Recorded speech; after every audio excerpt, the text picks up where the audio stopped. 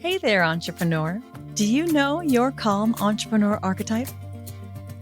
I've created a fun and insightful 10-question quiz that reveals your calm entrepreneur archetype and allows you to unlock your entrepreneurial superpower. With this quiz, you'll be asked some questions that zero in on your business style, the way you think, the way you show up, and how your energy works. And by gaining a deeper understanding of your innate strengths, preferences, and challenges, you can maximize your potential, leverage your unique abilities, and overcome obstacles more effectively. The self-awareness that comes also fosters better communication and collaboration within professional relationships and teams, enabling you to make more informed decisions that align with your natural instincts. Ultimately, discovering your entrepreneurial archetype can lead to greater satisfaction and success on your entrepreneurial journey. So just answer a few simple questions and you'll gain access to a personalized path designed to empower you to step into your role as a calm and confident entrepreneur. You can find the Calm Entrepreneur Archetype Quiz now at CorinneO'Flynn.com on the homepage or CorinneO'Flynn.com/quiz.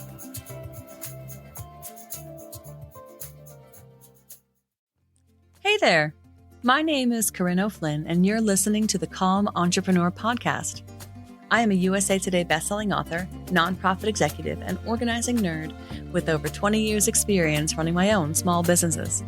I teach entrepreneurs, solopreneurs, and small business owners like you how to organize your business, find more time, and deepen your alignment practice to experience more calm and confidence every single day. If you're looking for that intersection between practical business advice and spiritual goodness, then you're in the right place. So sit back, relax, and let's dive into this week's episode of the Calm Entrepreneur Podcast. Welcome to the Calm Entrepreneur Podcast. I'm your host, Corinne O'Flynn, and this is episode 27. Human design is quite possibly the most comprehensive self-discovery tool that I have ever found.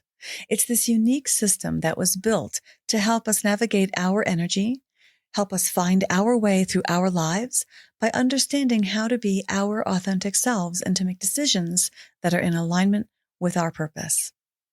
It's incredibly personal, and what I mean by that is that it shows us how we are truly unique. And this couldn't be more valuable to us as entrepreneurs. Understanding that we must follow our own path and not follow the crowd, that we must empower ourselves, that's hard to do. But when you peel back the layers of your human design, it's inevitable that you will also peel yourself away from the pack.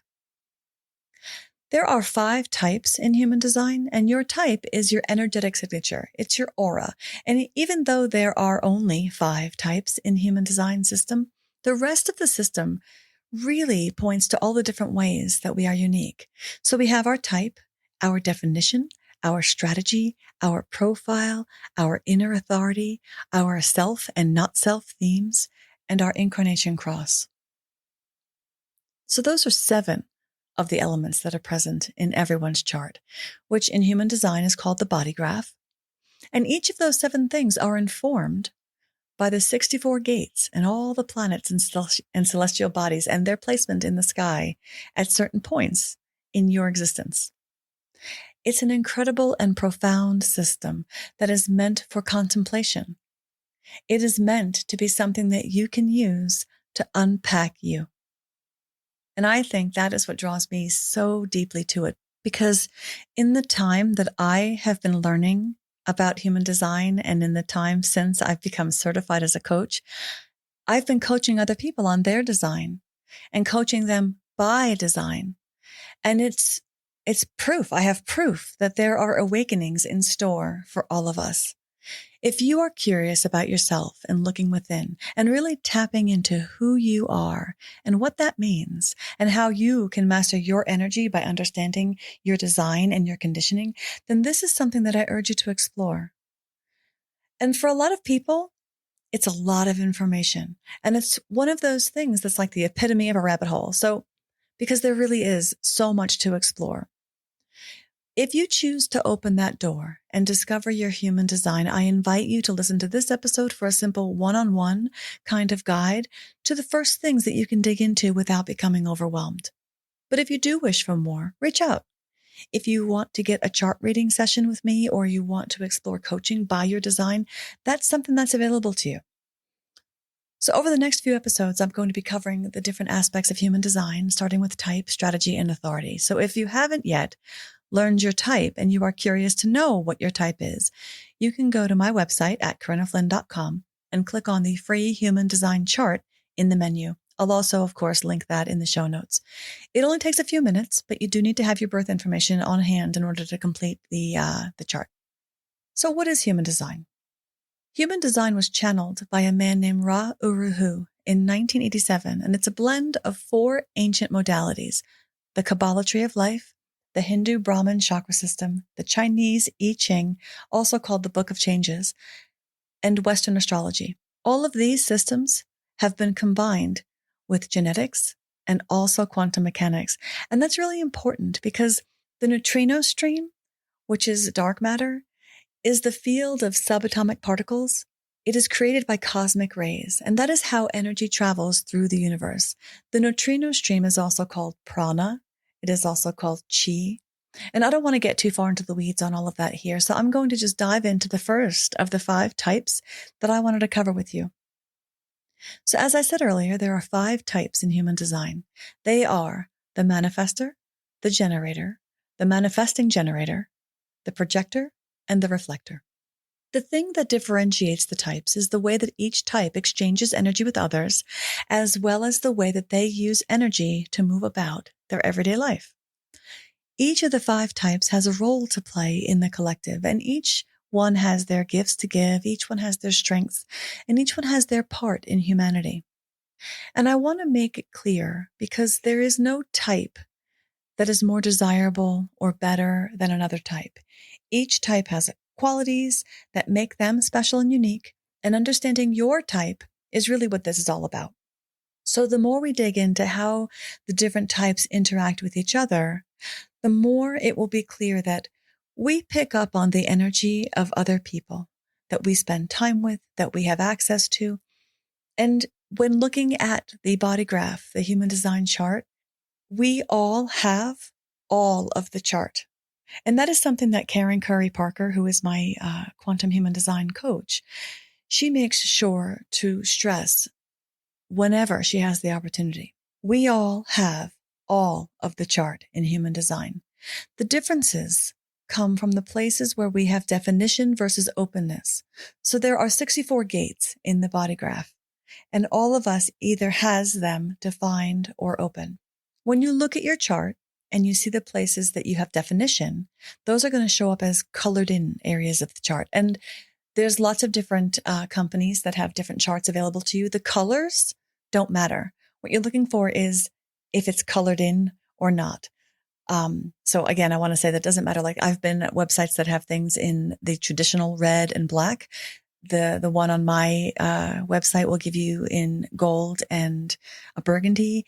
There are websites that you can get it in red and blue and whatever there is out there. The colors are irrelevant. What is most important is when you look at your chart and you see the places that are colored in, those simply mean that that's where you have definition, as opposed to the open areas that are not colored in. And we'll get more into that as the episodes continue.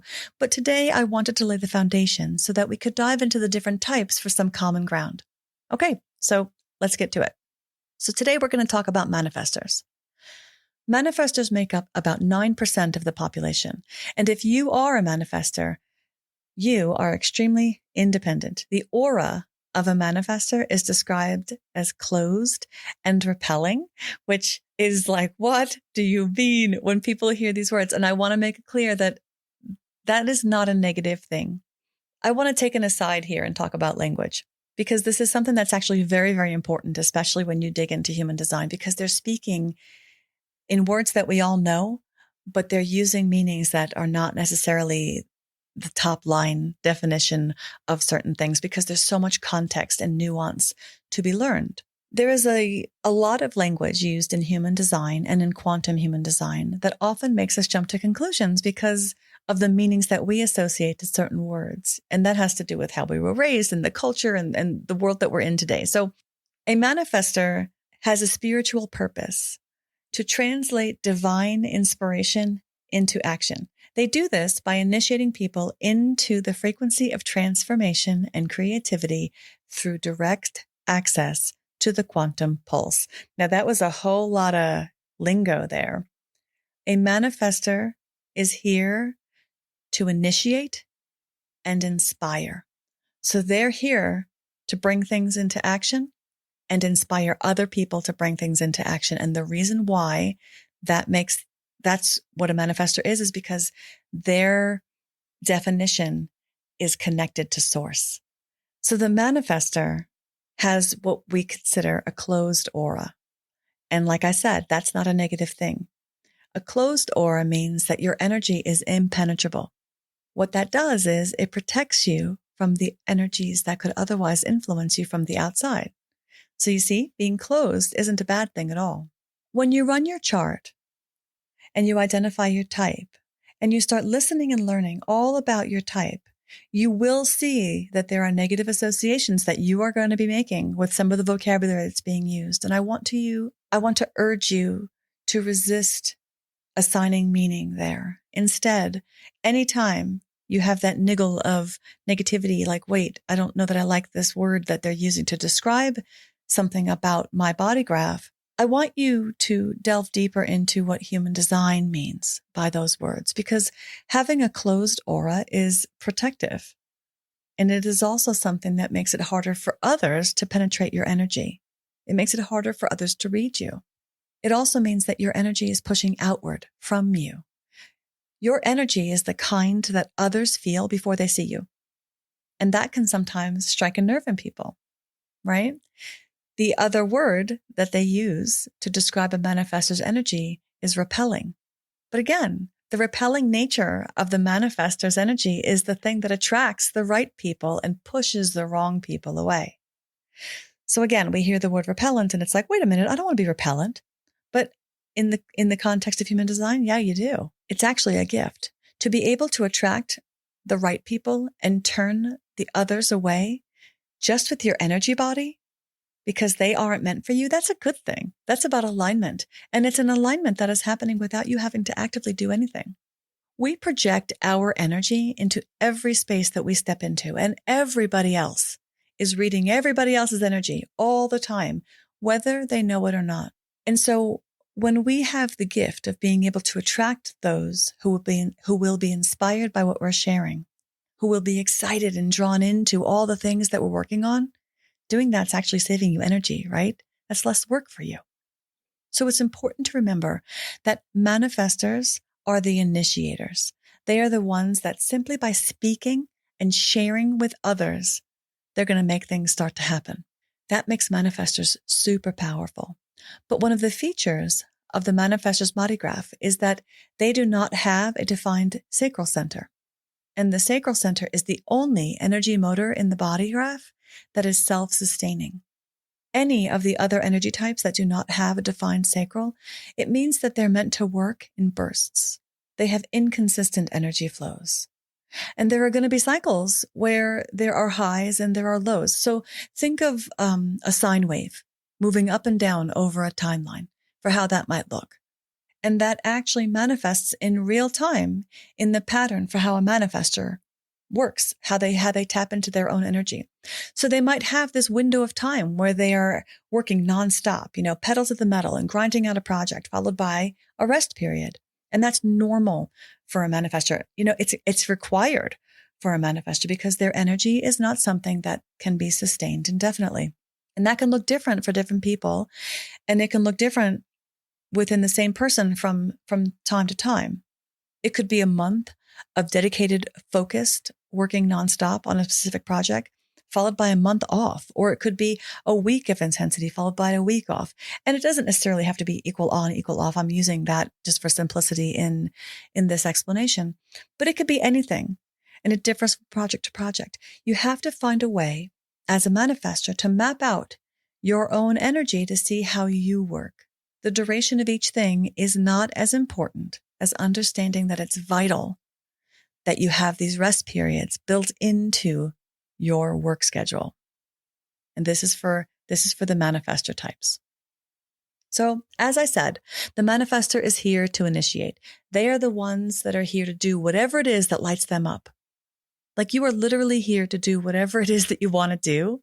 And that's kind of amazing because when you follow your energy and you find something that lights you up and you follow that thing and you let that thing, that spark be the thing that drives you forward, that would be living your life in alignment. If you were able to make every decision and do only the things that served here, imagine that. Imagine a way to put that into your everyday.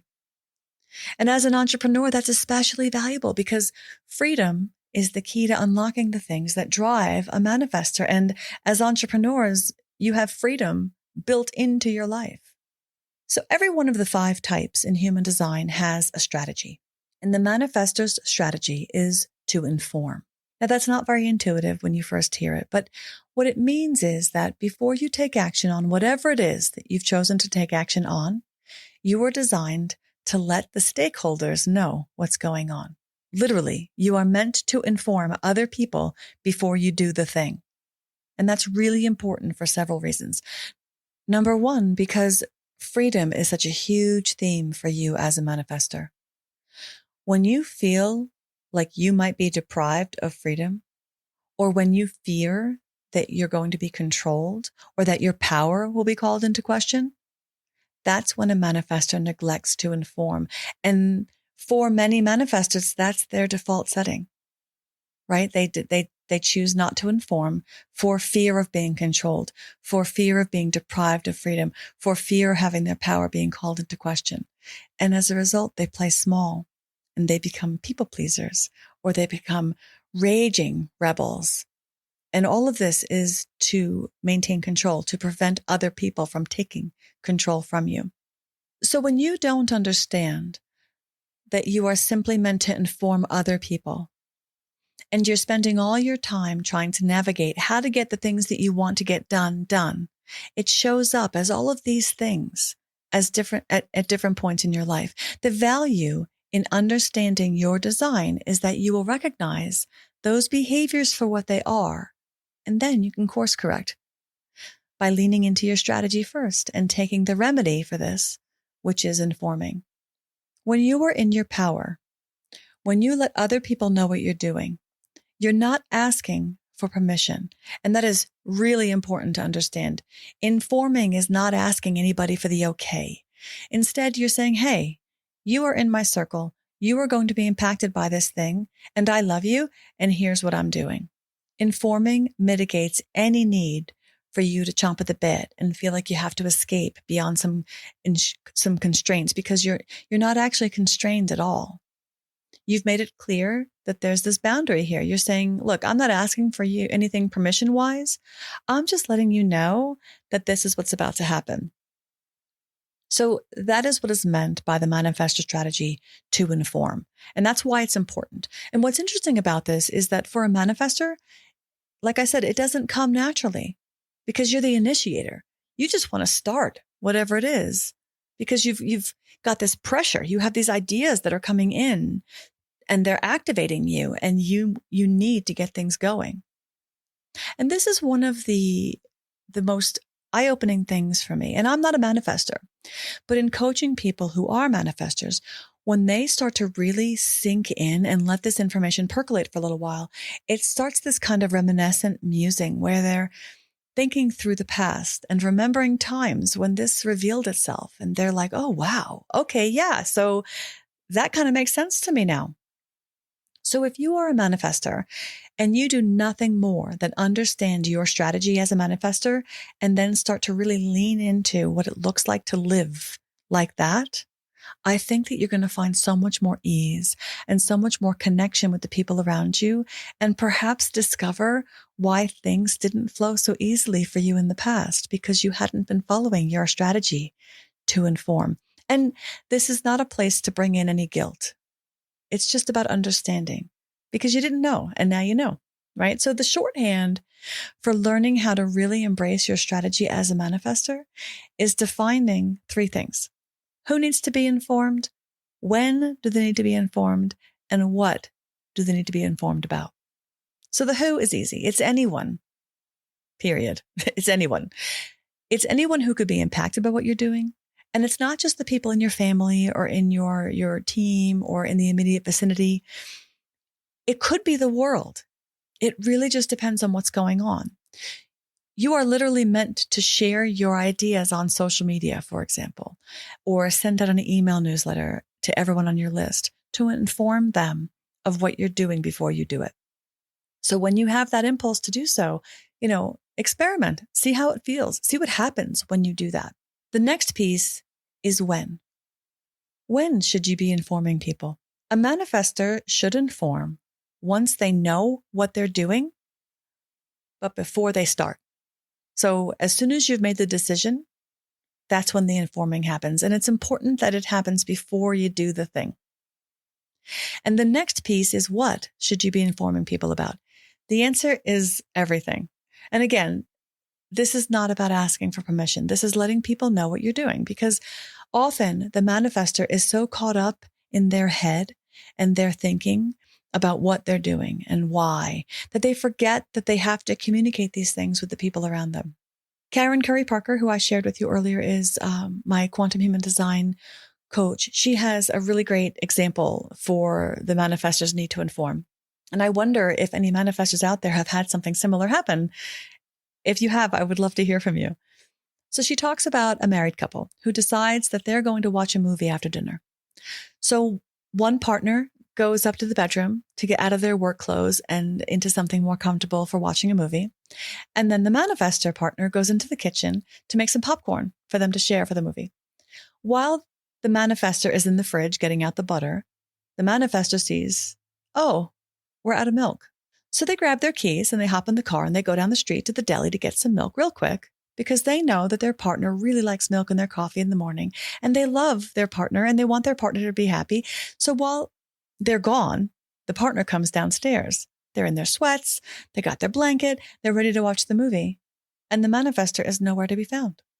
So then the manifestor gets back from the deli with a gallon of milk, thinking that they just did their partner a solid and they're floating on the happiness of all the good deeds, because they don't want their partner to get caught in the morning without their milk for their coffee. Meanwhile, their partner is sitting in the kitchen, tapping their finger on the table, furious because they had no idea where the manifestor went. They feel like they got dumped for their movie date and they would like to know why. So that is a typical scenario for the reason a manifestor needs to inform. And this situation would have been never would have happened had the manifestor just said, hey, I'm running to the store, we're out of milk. It's just an interesting thing, because when you hear that the strategy is to inform, it's like, I don't really understand. And again, that goes back to the value of really learning that the language that is used inside of the human design system it's words that we all know, but it isn't necessarily the meanings that we associate to those words initially. So I don't know that can be overstated. Human design has themes for each type that are the signs for each type to know whether or not they are acting in alignment. And those themes are called the self theme and the not self theme in traditional human design, and the balanced and unbalanced expression in quantum human design.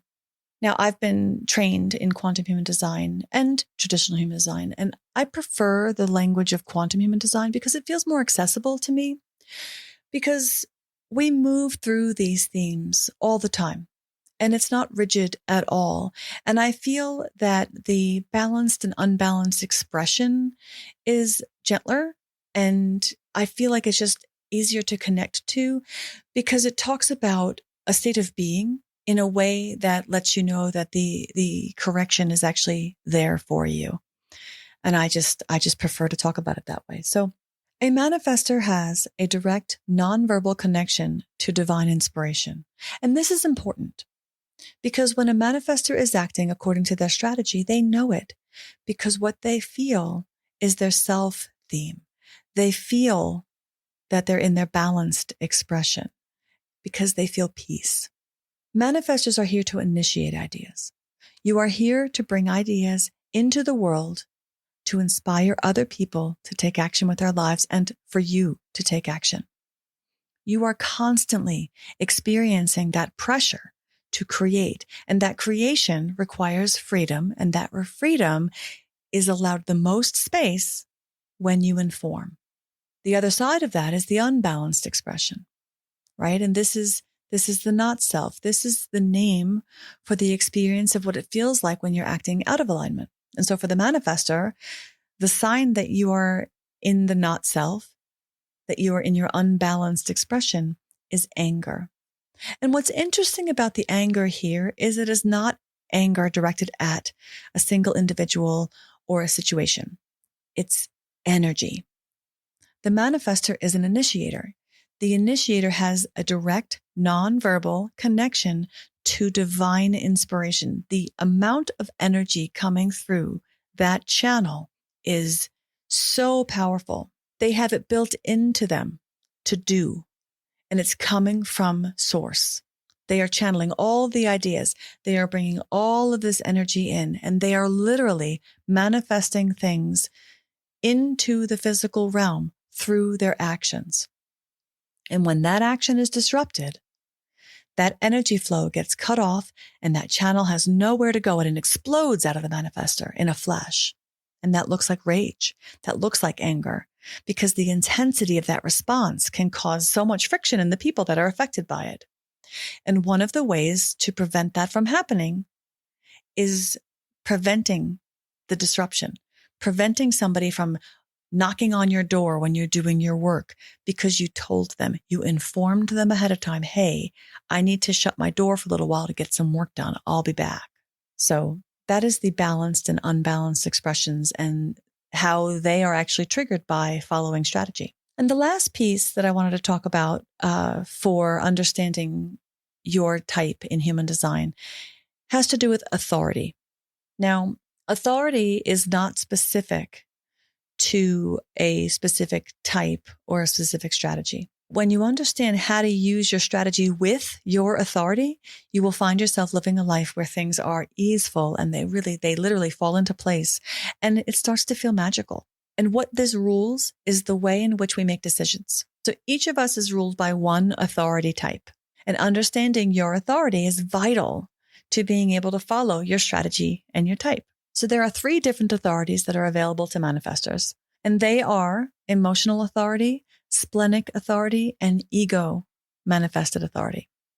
And these have to do with which centers in the chart each person has to find. And then there's a hierarchy to which ones override the others, because you might have all 3 of these defined, but then only one of them takes the precedence, and then that is the one that defines your authority. So for manifestors with an emotional authority, once they follow their strategy and inform, they are meant to ride their emotional wave while holding this decision in their minds. If they are able to hold and maintain the yes answer or the no answer to this decision over the course of their cycle of their emotional wave, then and only then can they be sure it is time to act. Now, I'm going to talk further about the emotional wave in a future episode because it's much more nuanced than I can really go into here, because it's another one of those things that is specific to the individual. But it's just such an interesting thing. The emotional wave has nothing to do with, like, if somebody made you angry and then you're all bummed out. That's not your emotional wave. Your emotional wave, if you spent the entire day floating in a pool and doing nothing but experiencing peace and calm, over the course of your day, you will experience the high and the low of your wave as a result of nothing but the fact of you simply being. When you're able to identify your wave, you know how long it takes, and it's a consistent thing for people. I know people who have a wave that's only a few hours long, and then I have people that have that need to sleep on it. They have an overnight, like a 24-hour or 12-hour wave. So it's really interesting, if you have emotional authority, to learn how to identify your wave so that you can hold on to that when applying your strategy. The next kind of authority that a manifestor could have is called splenic authority. And again, once they follow their strategy and inform, the splenic authority manifestor needs to go within. They have to access their intuition and have their body tell them whether or not they're making the right move. It's a physical thing because it's from the spleen, and we can't make that decision until we know what feels good in the body. It has to feel good. And then the last one for manifestors is called ego manifested authority. And these are the ones who can oftentimes be heard talking to themselves. So once a manifestor with ego manifested authority has followed their strategy and informed, they need to verbalize it. Whether they verbalize it to another person or they just talk to themselves, they need to verbalize what it is that they're thinking about.